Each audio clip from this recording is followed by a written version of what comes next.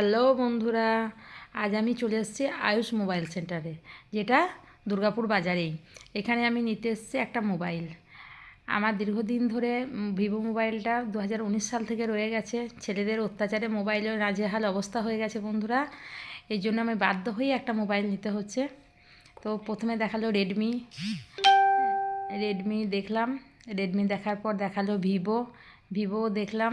Vivo তো প্রথমে use করেছি, একটা আগেই বললাম, সেই জন্য ভিভোতে আর মন চাইছে না। সেই জন্য দেখলাম ওপো দেখার পর সঙ্গে সঙ্গে দেখলাম ভিভো। সব কিছু দেখলাম বন্ধুরা।